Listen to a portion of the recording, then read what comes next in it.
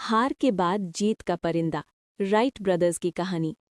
America के डेटन शहर में दो भाई रहते थे, ऑरविल और विल्बर राइट।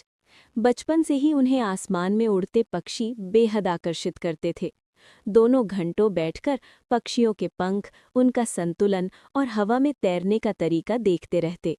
तभी उनके मन में एक ख्वाहिश जन्मी, क्या इंसान भी आसमान में उड़ सकता है। बड़े होकर दोनों ने साइकिल की दुकान खोली, लेकिन दिल में सपना उड़ान का ही था। उन्होंने लकड़ी, कपड़े और हल्के इंजन से उड़ने वाली मशीन बनानी शुरू की, जिसे दुनिया बाद में हवाई जहाज के नाम से जानने लगी।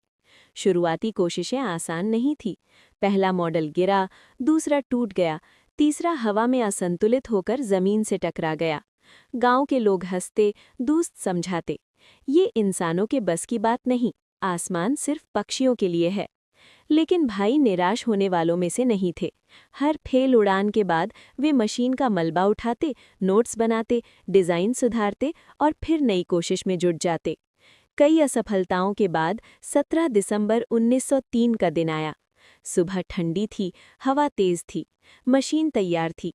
ऑरविल पायलट सीट पर बैठे, विल्बर ने संतुलन संभाला। इंजन गरजा, पहिए रेत पर दौड़े और अचानक मशीन जमीन से उठकर हवा में तैरने लगी। सिर्फ 12 सेकंड की उड़ान, लेकिन वही 12 सेकंड इंसानी इतिहास के सबसे महान सेकंड बन गए।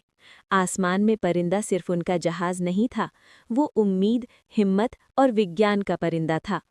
आज पूरी दुनिया उड़ रही है, क्योंकि दो भाई ये मानते थे कि सपना अगर आसमान का है तो गिरना भी उड़ान का हिस्सा है।